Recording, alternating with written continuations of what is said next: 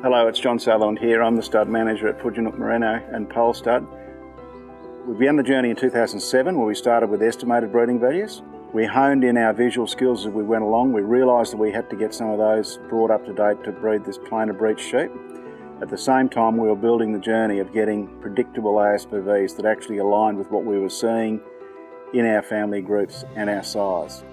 And the exciting thing is now, 5 years after doing the DNA genomics testing in 2016 we have the largest number of DNA genomics in the database.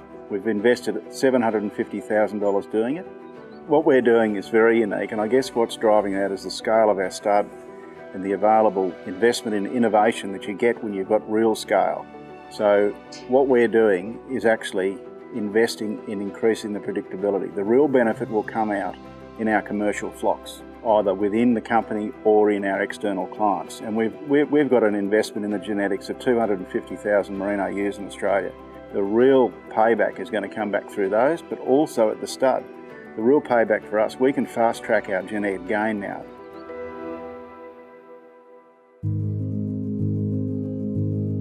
Other technologies is to be starting to look into the new areas of number of lambs weaned.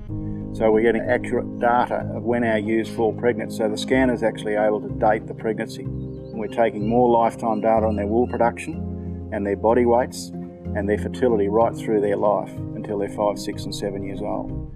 We're also, with the parentage and the progeny matching with the DNA testing, we're able to follow through the performance of the breeders. So we've got additional traits like eating quality, lean meat yield, intramuscular fat.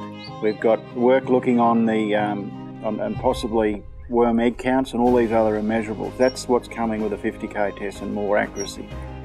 Not only increase the accuracy, it's actually given you additional traits that we were not getting before. That's the power of the genomics. That's the power of getting the correct, predictable data on things you can't see. But there are also, on the other side of it, there are things that we can't measure, what we call in our visual side, the immeasurables, like the skin type and the general body shape, the evenness of the wool cover, the style of the wool, all of those things that are not really measured in the sheep genetics world without a lot of additional expense. We're actually capturing that with a visual. So combining the immeasurables, the measurables and the visuals is a really powerful balancing tool. And what I have learned in the 12 years I've been involved here doing this work is that the balanced sheep that is good at everything is the most productive, commercially relevant sheep for the future.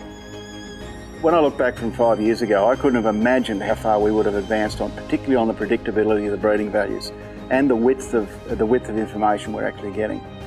So when I actually think about that now, getting more confidence using these younger sheep and shortening the interval, it's just amazing where we're going to be. In fact, it's hard to imagine where we'll be, except that we'll be someplace very special with a very advanced sheep. And the great thing is all of our clients that are with us are going to come with us. We're all going to go on that journey of remaining breeding an increasingly profitable and ethical sheep.